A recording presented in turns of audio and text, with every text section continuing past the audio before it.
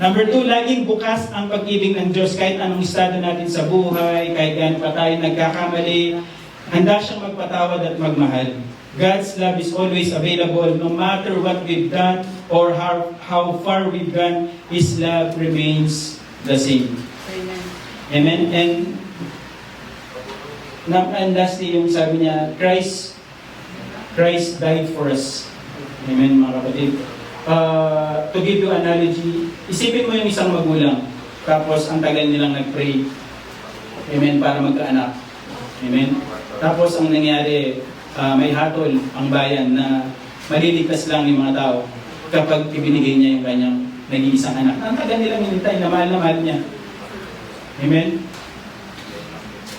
Bagamat masakit at mahirap, pinili niya ito dahil mahal niya ng lubos yung mga tao.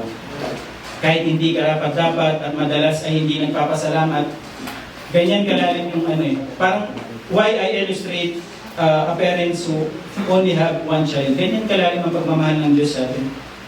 Right? As I was saying, imagine a parent with only one child. Their whole hope and love is not centered on that child. Their whole hope, is centered on that child. Amen. And one day, the parents learned that the entire town is sentenced to death because of their sins.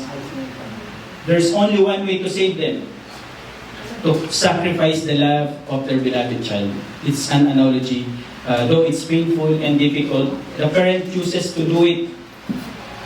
Amen. The parents choose to do it out of deep love, even though the people are undeserving and often ungrateful. Ganun kalalim yung pagmamahal ng Panginoon sa atin. He was willing to sacrifice everything so we could be saved. Amen, mga kapatid? Amen. Isang pagmamahal na hindi kayang sukatin ng mundo. Hindi niya tayo tinimbang sa ating kakulangan o sa ating pagkakamali. Sa halip, binigay niya ang kanyang bugtong na anak si Jesus upang mamatay sa krus para sa atin. Hindi dahil karapat-dapat tayo, kundi dahil mahal niya tayo ng lubos.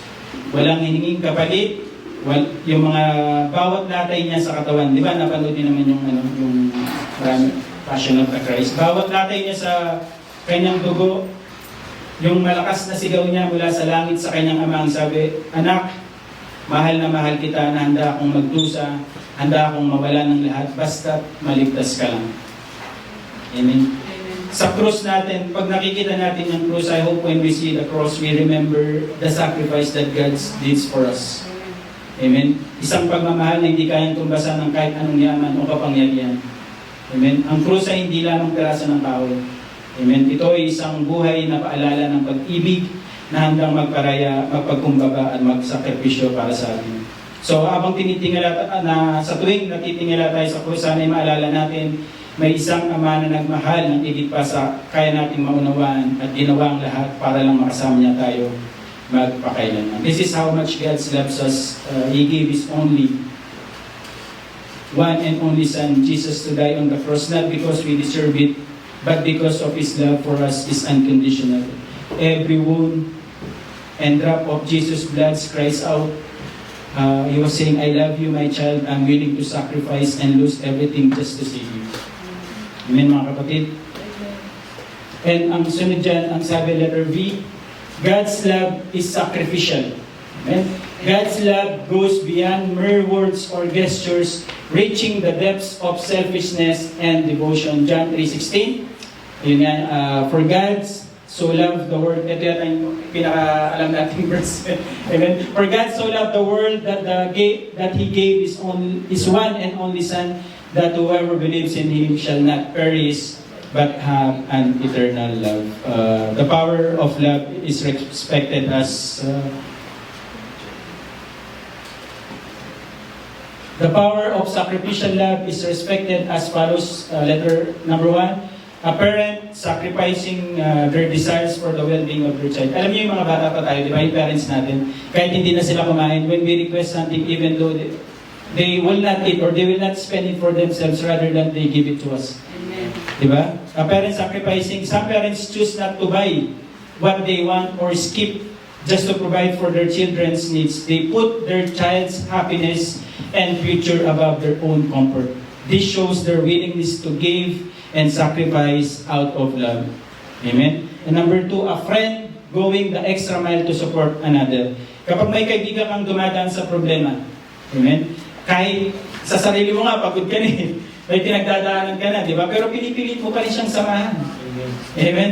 Pinipilit mo siyang samahan, makinig at tulungan ka. Amen? Yung ganitong klaseng suporta ay nagpapakita ng sakripisyal na pag-ibig dahil inuuna mo ang kapakanan ng iba kaysa sarili mong kaginawa. Magtas nga ng kamay yung mga ganong mayroon pang kaibigan. Parang wala yata lahat. Busy lahat yung kaibigan natin, no? Busy lahat. A stranger, wow. First is a parent, and then a friend, and then a stranger extending a helping hand to someone in need. Sometimes even if you don't know the person, amen, you are willing to help.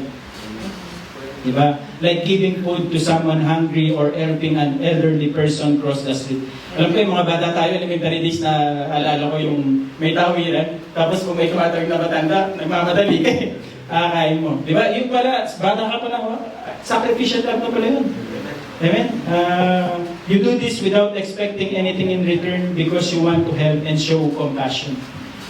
Amen? Ang sabi lang, note, sacrificial love transforms lives and fosters connection. Ang sacrificial na pagmamahal ay handang magbigay at magsakripisyo para sa iba ng walang inaasahang kapalit. Dahil dito naramdaman ng tumanggap na siya ay mahalaga at hindi nag-iisa. So kapag nagmahal ka ng sacrificial, yung tumanggap, nararamdaman niya na mahalaga siya. So ibig sabihin, nagtatransform yung kanyang buhay. Nagdudulot ito ng malalim na koneksyon, lakas ng loob at pag-asa na nagpapalakas ng relasyon ng pag-iisa. Let's give hope to other people. Maging light of the world ka. Magbigay ka ng pag-asa sa ibang tao, hindi yung bubisitin mo palalo. Amen mga kapatid, sacrificial love. Next, God's love is eternal. Yan nga sinabi ko, hanap kayo ng hanap ng forever, si Lord. Eternal. God's offer eternal. God's love, it's not just a temporary fix. Hindi siya pang mandalian. It's everlasting. Jeremiah chapter 31 verse 3, I have loved you with an everlasting love. I have drawn you with unfailing kindness. Ang pagmamahal ng Diyos ay walang hanggan. Hindi ito pansamantala o parang bad-aid lang, na saglit lang yung effect. Yung bad-aid, saglit lang yung effect, mawawala agad. Di ba? Sabi nga sa Jeremiah chapter 31 verse 3, I have loved you. Ibig sabihin, wala noon hanggang ngayon at magpakailanman, mahal ka ng Diyos. Hindi yan nagbabago. Amen, mga kapatid. Hindi nagbabago, hindi nauubos, at hindi napuputol ang pagmamahal niya sa eternal. When we say eternal, eternal means something that has no beginning, as I said earlier, that has no beginning and no end. It lasts forever. It never stops, never fades, and never runs out.